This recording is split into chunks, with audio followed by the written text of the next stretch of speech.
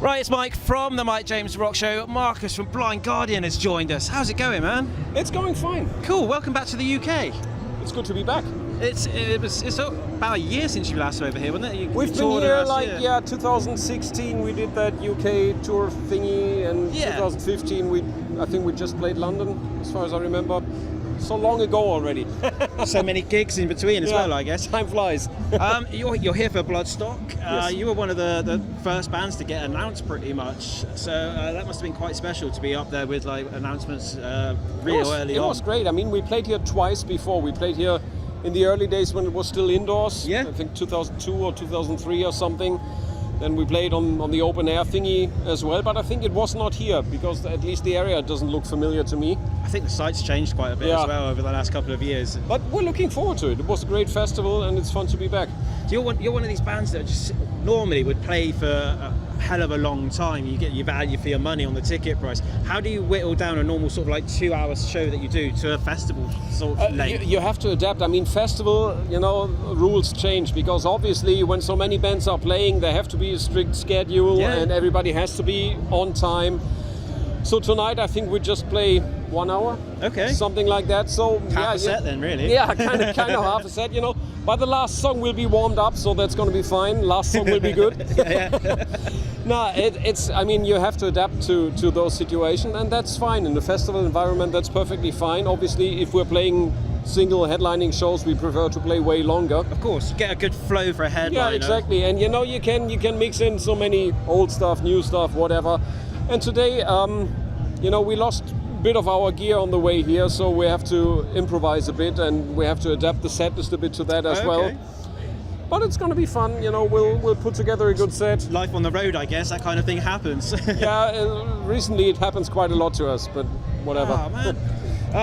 What can we expect then? Is it just going to be the big tracks tonight, or are you going to be pulling out some deep cuts to keep the fans happy? To be honest, I don't know yet because we had a kind of set list for the gig put together yesterday, and then, as I said, we came here today. We played in Spain yesterday, flew in overnight, just arrived like half an hour ago, and the airline lost our other guitarist's main rack. Oh. So we have to get some gear for him, and that, depending on what we'll get, we have to adapt concerning the songs because not all the sound switching abilities might be there. We'll see. I don't know yet. Yeah. So what, your management and the rest of the band scurrying around backstage at the moment talking to other bands going, please can we borrow this? We need an amp. We'll give you a shout out from stage. It'll work, and everything will be fine. We just have to see if we can play all the songs that we originally wanted to play or we throw in some other ones. We'll see. Keeps you on your toes though. Yeah. That's cool. What's next for you guys? Because I've seen a poster around site that you've got a live album coming out. No, it has already been released about 4 weeks ago, something like that. Okay. And that was recorded obviously on the last tour that we did, which kept us on the road for almost 2 years.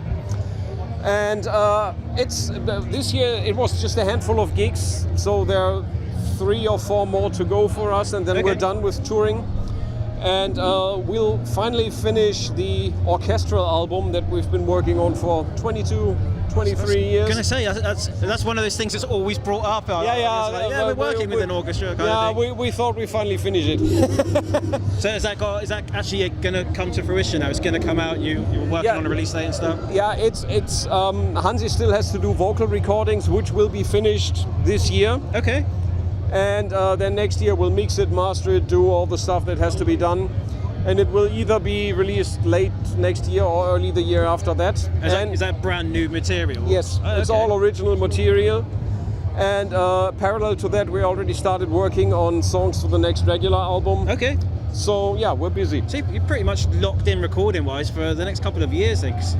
It's the typical thing for us anyways, we don't write songs while we're on the road, because if we would sit down now and collect ideas, they would sound like the stuff that we're playing every night, because that's the songs that are in your brain, and that's why we finish a tour, then we empty our brains and start fresh. And so like that we're always busy, it's either touring or it's writing and recording. But that's life. And nowadays you've got to keep up with all the social media trends and that kind of thing. Have you got someone that does that in the band, or do you all jump in? We do it, we have a couple of people that help us with it, but it's basically we do pretty much everything that we can do on our own, we do it on our own, because it doesn't really make sense if I call somebody, could you please post something there, whatever, and I'll send you the text and I can post it myself immediately and it's done. Yeah. So we prefer to do things ourselves. Obviously there's some things where you need help, like booking and all that stuff. Yeah, we have people that we work with since ages, but if things can be done by us, we'll do it. You mentioned the work with the orchestra and stuff. Is there going to be any kind of DVD to go alongside that? Because it is a whole, almost like a concept, working with an orchestra and how you write and the behind the scenes kind of stuff, almost studio diaries and anything like that. I don't know yet. We've been working on that so long, and there's stuff that we, there's some video footage over the years and stuff.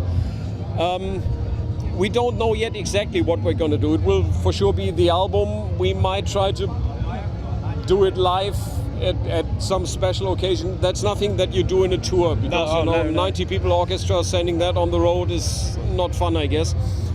But that would be a nice thing to do. Maybe a Blind Guardian open air again, and then do one night with orchestra, one night just metal, and that might obviously be a nice thing to put out a DVD or Blu-ray or something.